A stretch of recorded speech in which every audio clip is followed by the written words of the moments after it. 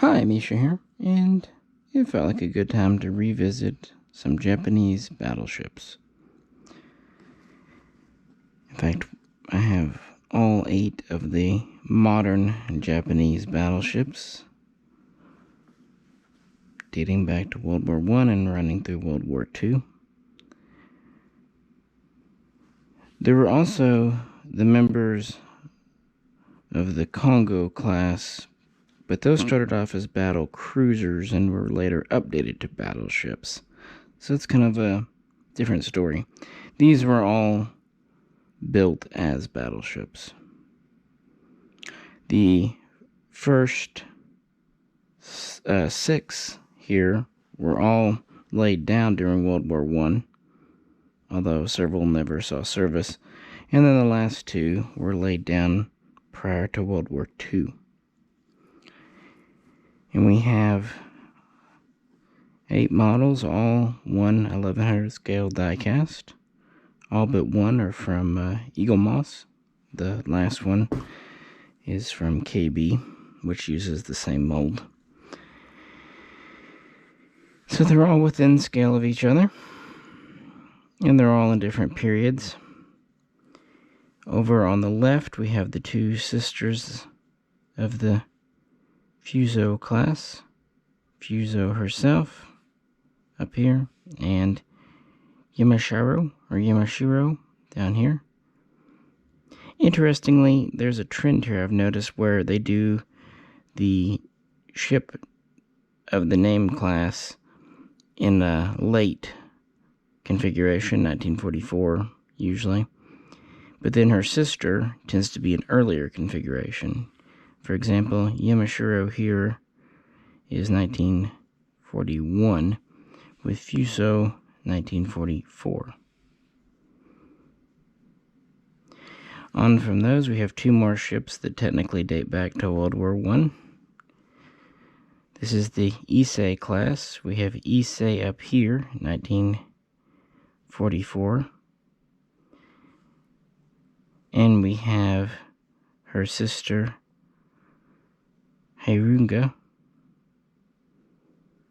down here, 1941 again. Or Hyuga, I don't know. I don't speak Japanese.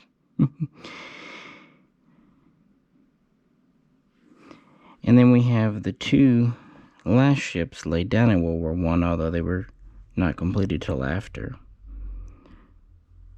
These are the Nagato class, with Nagato up here herself, 1944. And her sister, Mutsu, in original configuration, circa 1923. And those would be the only ships until the 2 of the Yamato class. We have Yamato herself, 1945, and her sister Musashi, 1942. So the Fuso class, considered the first modern battleships in the Imperial Japanese Navy. These date back to the 1907 8-8 plan, where they wanted 8 battleships and 8 battle cruisers. In 1911, the government allowed for 3 battle cruisers and 1 battleship. The cruisers would become the Congo class, the 4 members. The battleship would be Fuso. And this was really built with knowledge from Congo herself, which was built in Britain. So the Japanese had access to pretty up-to-date naval technology. They decided to go with 6 twin mounts for 14-inch guns. So pretty good, 12 guns. They had 16 smaller 6-inch guns in single mounts. Plus they had a handful of 3-inch anti-aircraft guns and what have you. They also had 6 21-inch torpedo tubes. In the beginning, when launched, they were about 665 feet long and had a standard load displacement of about 29,000 tons, a little more than that. And they had a maximum speed of about 23 knots and a crew of about 1,200. Just kind of rounding here for basics. Fuso was commissioned into the fleet in November of 1915, and in the interim, her sister ship Yamashiro was funded and laid down, and she was commissioned in March of 1917. So both were available for World War I, but by the time they were ready to go, there was no competition in the Pacific, so they just kind of patrolled around for a bit. In the early 20s, they still worked around the fleet. In 1922, Yamashiro became the first Japanese ship to successfully launch an aircraft. This is when they were building up to the Hosho and all that. And then in 1923, both transported supplies and assisted the survivors after the Great Kanto earthquake. And after that, they were assigned to patrol Chinese waters and were transferred in and out of the reserve fleet as needed. Then in 1930, Fuso would go in for her modernization. This would actually be done in two stages, the first from 1930 to 33, and the second from about 1937 to about 1940. Yamashiro would actually be modernized all at once, 1930 to 1935. And during this, they would go to the new Bakota mast style, they would add torpedo bulges, they would add additional armor, and they would update the anti-aircraft defenses, as well as update the engine machinery. So they did change a bit. Overall tonnage went up to nearly 35,000 standard load. And the crew would jump slightly, although during World War II they would go all the way up to about 1900. They would increase their top speed to 24.5 knots, and the overall length would increase to about 690 feet. They would remove a couple of the 6-inch guns, but otherwise unchanged. Although, interestingly, Fuso's number 3, if I can find it here, number 3 turret would be reversed at this time.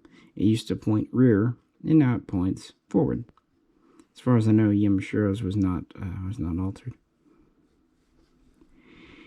Even though they were modernized and updated, they were still considered second-line kind of obsolete ships because they very clearly dated to World War I.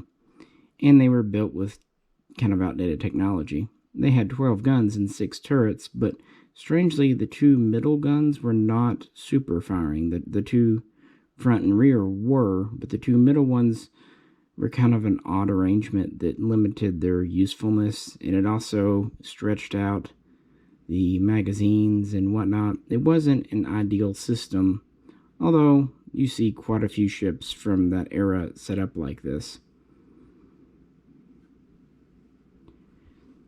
So by the 1940s, they were just kind of looking a little dated, and also they were a little slow. So at the beginning of the war, they were basically just assigned to home waters for patrol. They were also used as troop transports, but then after the defeat at Midway, in 1943, they wanted to convert some battleships to aircraft carriers, and they considered the 2 members of the Fuso class, but in the end they went to the next ships on the list, the Issei.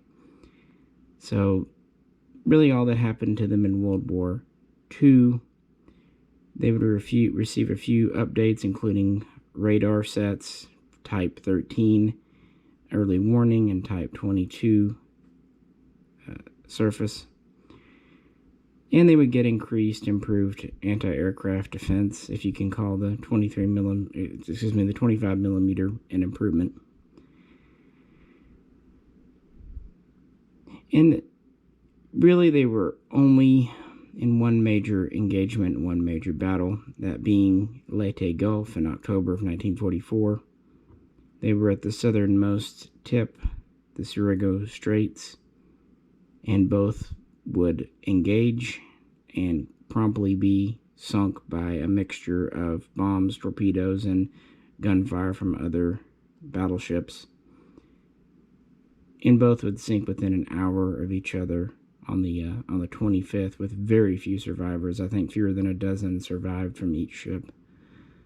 So, pretty major loss of life. Japan did their best to keep these up to date, but the fact of the matter is that, by the 1940s, it's just World War I technology, and you can only update an old ship so far. But, to be fair, when they were first launched, these were very advanced warships. They were made to challenge America's New York class, and they were considered really the best in the world, or amongst the best in the world in 1916, 1917.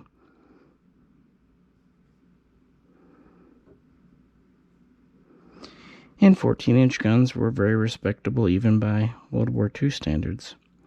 But they did have some shortcomings, which leads directly to the Issei's. Issei and Hyuga of the Issei class. These date back to 1913, when the Japanese government decided to fund 3 more battleships. Of these, they decided to allow 3 more battleships, and 1 was funded, and this was laid down and became Yamashiro. The next 2 weren't funded until 1914, and would become Issei and Haruna. So they had time to kind of think about what they were doing and provide some updates, most of which had to do with the arrangement of the turrets. They went to a more efficient design with the 2 middle turrets, but they still had 12 14-inch guns, 6 dual or twin mount turrets. They also changed the secondary guns. They went away from the 6-inch to a 5.5-inch gun, and they upped the number to 20. They also retained the torpedo tubes, 21-inch torpedo tubes. And in many other ways, they're very similar. They were a little bit heavier at about 31,000 and some change tons standard, so light load. A little bit longer at 683 feet. Still 23 knots. They had a few more crew at around 1,400, a little less in the beginning. But oddly enough, they had fewer crew quarters, so a little more crowded on board. And Issei was commissioned into the fleet in December of 1917, and Hyuga was commissioned at the end of April 1918. So Issei was available at the very end of World War I, but Hyuga really wasn't. She wasn't done with shakedown before the end of the war. Instead, they first really saw action in the Siberian intervention, which was Japan's part in the whole Red Russian versus White Russian thing. And then in 1923, they too assisted after the Great Kanto earthquake, and would patrol Chinese waters throughout the 1920s. They would start being refit in kind of bursts, beginning in 1927 and running through 1937, and they would be used periodically in various Chinese affairs, including in the Second Sino-Japanese War, to transport troops in 1937, and then to patrol the waters in 1938. And they would receive much the same modernization reconstruction as the Fuso. They would get new armor, torpedo bulges, new equipment, new pagoda masts, and have some of their secondary battery rearranged, and they'd remove the torpedoes. All the changes would increase the standard weight to about 42,000 tons, It also increased the top speed to about 25 knots, so slightly faster than the Fusos. Her crew would only increase slightly at this time, and they would drop 4 of the secondary 5.5-inch guns, replacing them with 4 5-inch dual-purpose guns. Of course, they would start adding more anti-aircraft defense and all that good stuff as well. And they would have updated their aviation facilities. At this time, they could operate float planes with a catapult. And, a few other little updates and changes to the design. But much like the Fusos in 1940-41, they're more or less considered second-line obsolete units. So as the war in the Pacific began, they were only used initially alongside the other older battleships to provide distant coverage for the Pearl Harbor attacks, and then were sent for patrols at the beginning of 42 in Japanese waters to protect against retaliation. Interestingly, both suffered accidents in May.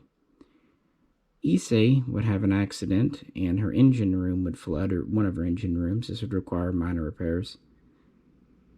And Haruna, I keep saying that, I apologize, Hyuga would actually have a shell explode in her number 5 turret in the barrel of the gun, which damaged it beyond repair, so they simply removed the number 5 turret, plating it over and adding more anti-aircraft guns. And these both repairs were done by the end of May, and so they were assigned along with Fuso and Yamashiro to support the Aleutian campaign, which took place at the same time as the Midway campaign, so they really weren't in any major direct action in June. But then after June, after the 4 carrier losses, this is when the Japanese Navy looked at converting battleships into aircraft carriers, and they decided it wasn't practical to do a full conversion, and they selected the Isseis to do a partial conversion. And that's what the model of Issei is here for 1944. They would begin her conversion in the spring of 1943, finishing it in October. Hyuga would begin slightly later in July, finishing in December. And basically, they would pull off the rear turrets, the 2 on Issei and the 1 left on Hyuga, and give her a small flight deck. It would be only about 230 feet long, 95 feet wide, have 2 catapults, and where the magazines used to be for the turrets, there would be a small hangar, plus aviation facilities. And this was designed for E-16A reconnaissance planes, float planes, and the new D-4Y bomber. And it could carry up to 22. 9 could fit in the hangar deck, 11 could fit on the standard deck, and then 2 more could be already mounted on the 2 catapults that they were given. So they did some pretty extensive work, and they would, after this was over, begin practicing. Although first, Issei would be used as a troop transport at the end of 43, beginning of 44, and Hyuga would be used as a training ship, but then they would be reassigned to the 4th Carrier Division in May of 1944, and that summer, June through August, they would practice catapult launches with their aircraft. And then interestingly, in September, they would be given rocket launchers for additional air defense. And of course, all this time, like most Japanese ships, they had been updating the air defense to the point they had over 100 AA guns, even though most of them were the 25 millimeter. So moving on from there, even though they were kitted out to be aircraft carriers, by this point there were neither planes nor pilots really to operate from them, so they never were used in combat as carriers. They were both assigned to the decoy force at Leyte Gulf, and on the morning and day of the 25th of October, both would be assigned to protect 2 aircraft carriers each with their anti-aircraft guns, but they had no planes whatsoever, which actually probably spared them, while their escorts units didn't fare so well, sinking.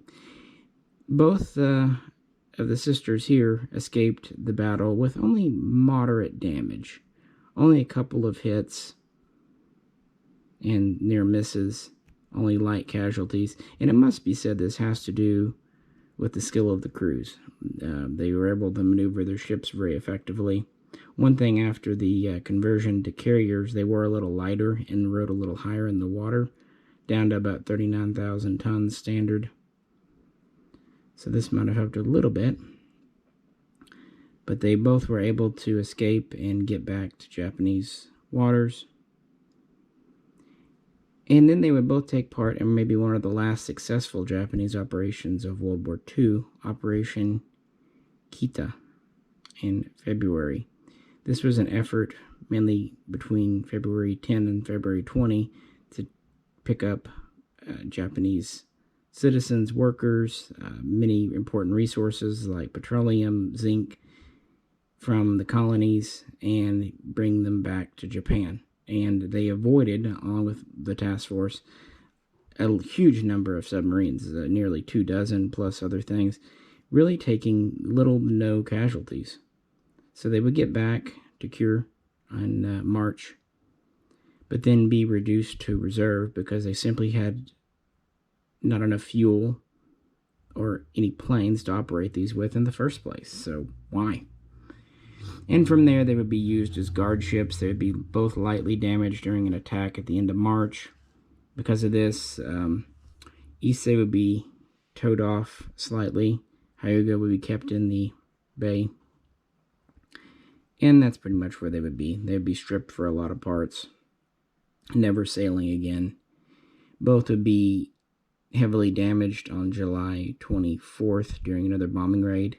Interestingly, Issei would be salvaged, or at least started to be. They drained her, they pumped her dry, and were going to reuse her. But then she was hit again on the 28th, I believe, by another bombing raid, and this time she went in the water. Likewise, Hyuga would join her, actually would be down a little bit before. She would settle to the bottom on the 27th. Both of these would be in shallow water, so not much could be done, although they did scavenge some guns and stuff off the top. And then both would be broken up for scrap, beginning in late 46 and running through 1947. So these are very closely related to the Fuso. In fact, originally they would have been Fusos, except for the design changes.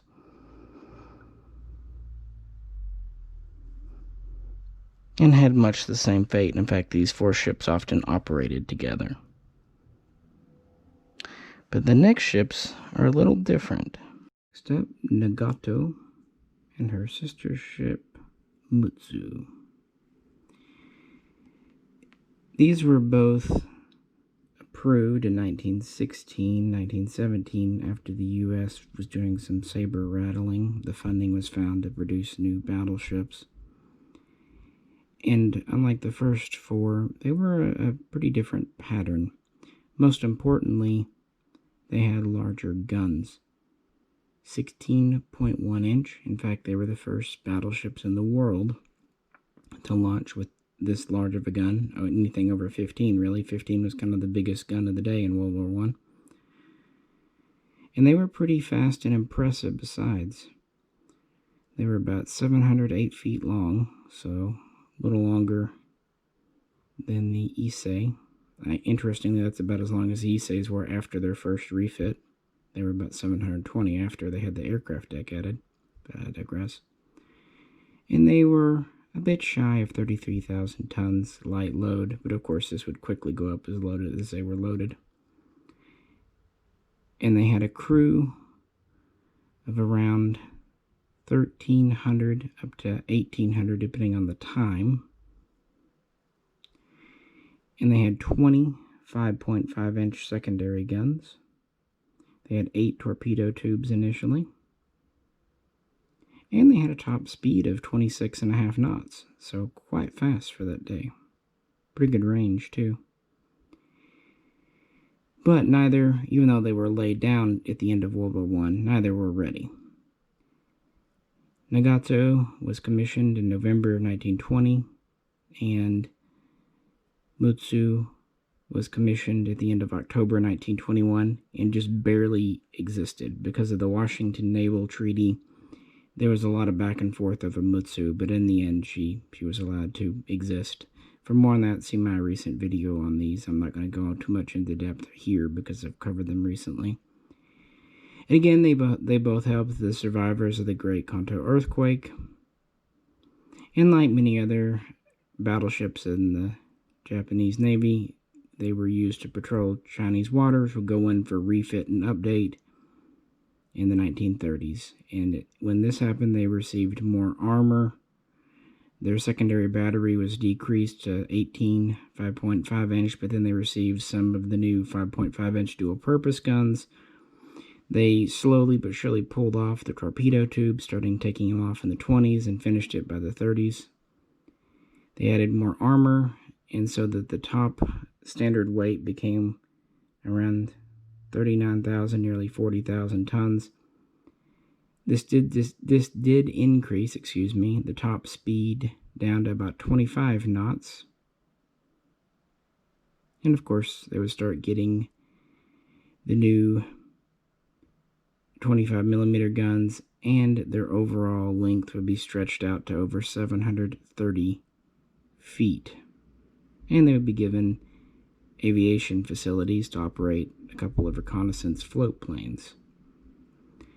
And these were not considered obsolete in 1941. In fact, Nagato was still the flagship of the fleet, and the order to begin World War II was given on December 2nd on board her by Admiral Yamato, and she would remain his flagship until February 15th, when he would transfer to the new Yamato super battleship, super dreadnought, if you will. But these would still very much be in front line service and important. They would be used to patrol waters in the Battle of Midway. They would be in the main force right alongside Yamato. After that, Mutsu would be transferred to the Guadalcanal campaign and would fire her guns for the first and only time on August 27th at the Battle of the Eastern Solomons. And she would return from that campaign at the end of the year, and both ships would go back to Japan for refit and replenishment. And then throughout 1942, they would be sent out on many wild goose chases after the Allied fleet. So they would sortie out. They weren't as protective of them as they were the Yamato and Musashi, but they were still careful with them.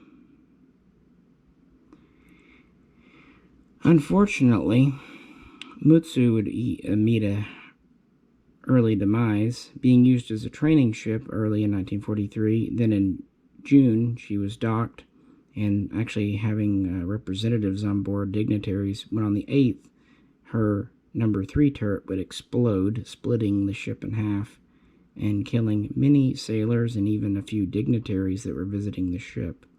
And this was kept secret for a very long time, considered a state secret.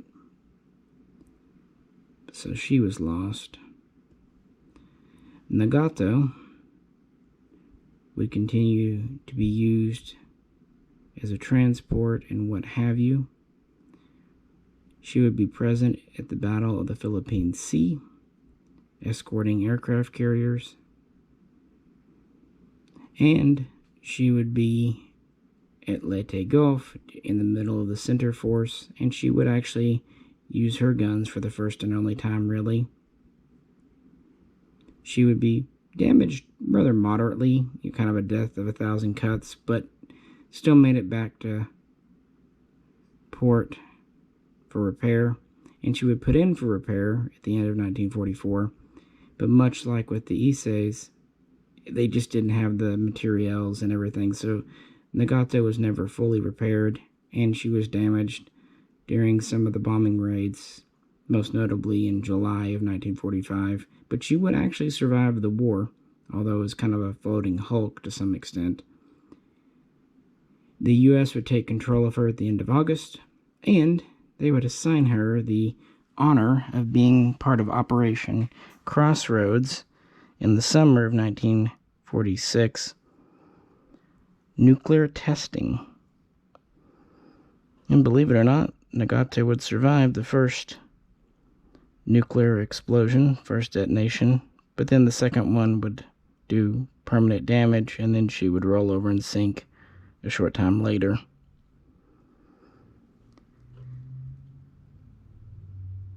But yeah, you can really see how these ships changed from the early 1920s to 1944 with these different models. Pretty neat.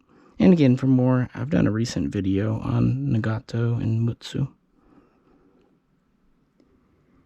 And with that, those were the last Japanese battleships.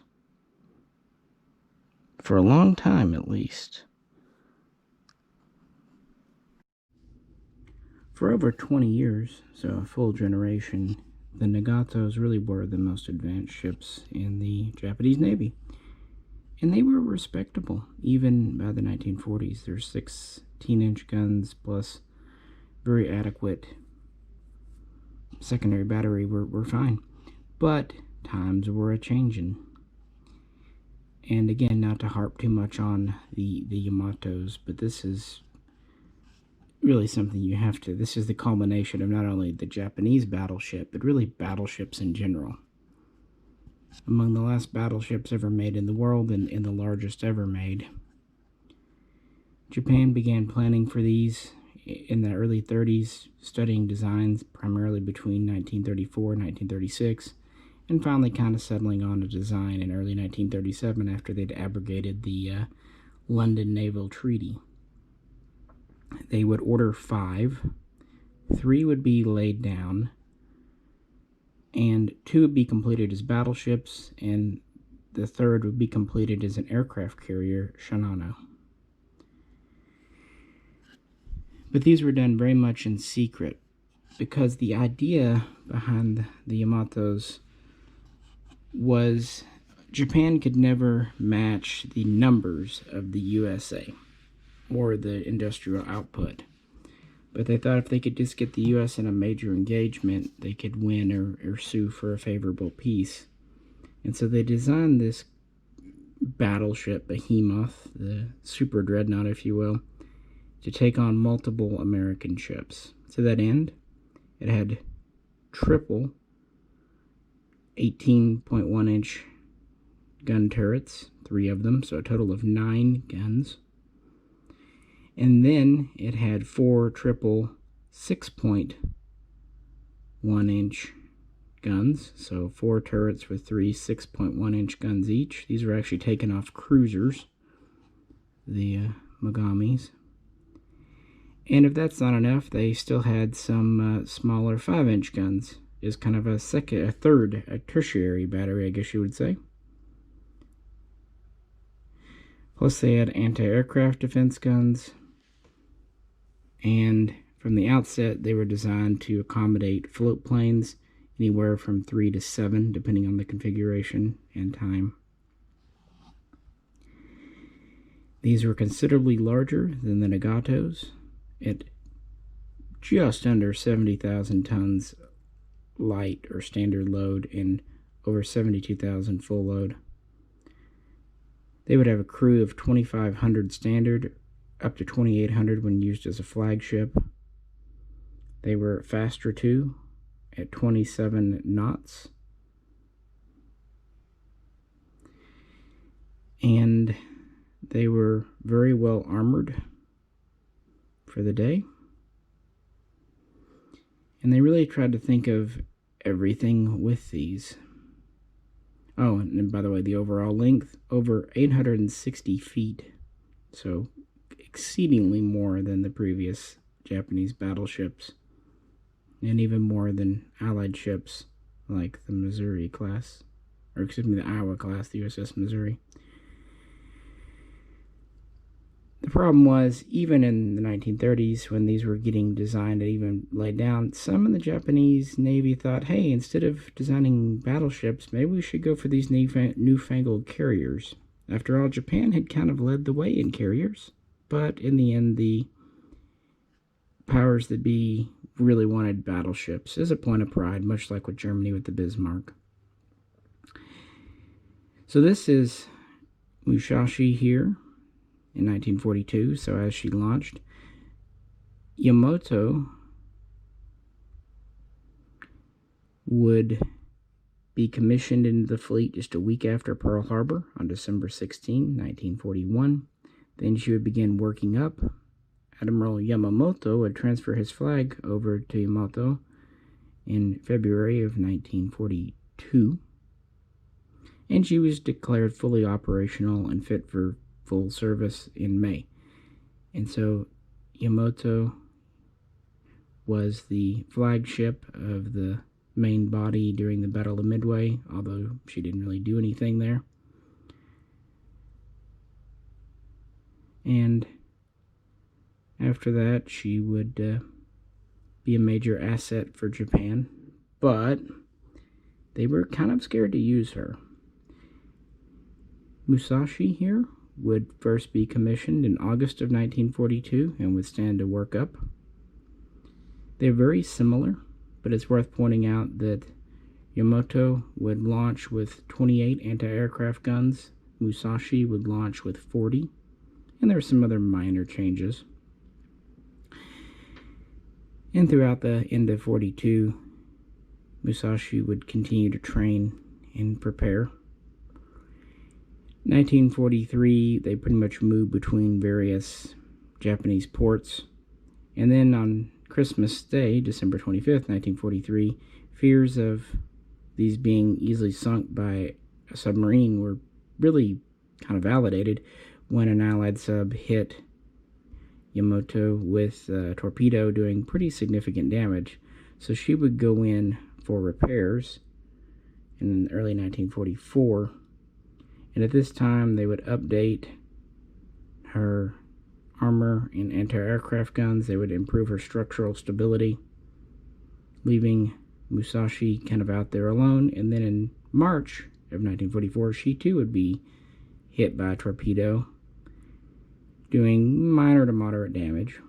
So both were attacked. Both were in for repairs. And at this time, they would get more anti-aircraft guns, over 100. And interestingly, Musashi would have her or at least two out of her 4 6-inch gun turrets removed to make room for more anti-aircraft. She would also have depth charge rails added, which I don't believe Yamato ever got. Anyway, both were available for the Battle of the Philippine Sea in June, and both escorted.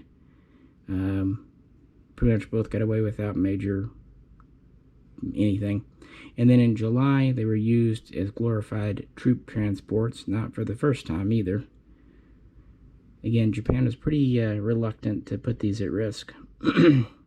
But finally, for the Battle of Leyte Gulf, they had no choice. They were both part of the center force there. And while Yamato would have some success and they both would engage, Musashi would actually be sunk on October 24th. She would take a pounding, to give her credit.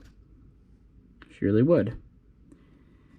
But in the end, the Allied air superiority was just too overwhelming, and so she would go down. And after this, they were really not sure what to do with Yamato. So she would go to port, Even there, it wasn't safe. In March of 1945, Yamato was lightly damaged during a bombing raid. And so they'd begin refitting her and training her up for her last operation, Operation Tingo, in April 1945. This was to try to repel the recent invasion of Okinawa by the Allies. And her orders were basically to go there and beach herself and become a fortress, an emplacement to use her big long-range guns.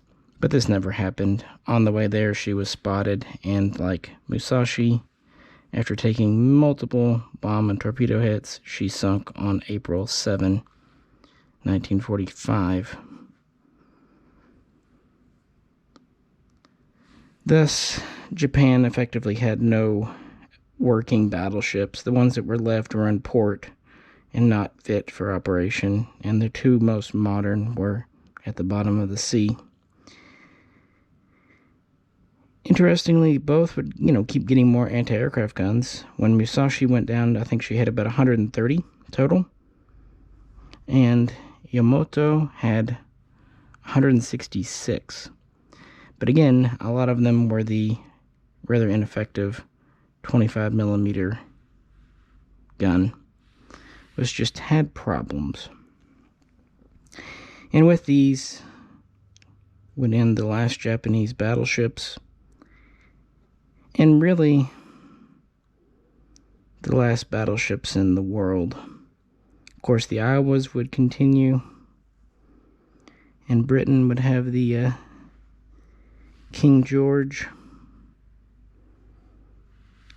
But for all intents and purposes, this point in World War II showed aircraft, and thus the aircraft carrier, could easily overwhelm even a well-defended battleship, and they just weren't that useful. They cost a lot, and the return on the investment was not very good. So there you have it. Again, I've done individual videos with more details, so if you did find this interesting, you might enjoy checking those out. If you have any questions or comments, please do post them. As always, I greatly appreciate it. This is Misha, and I'll catch you very soon next time.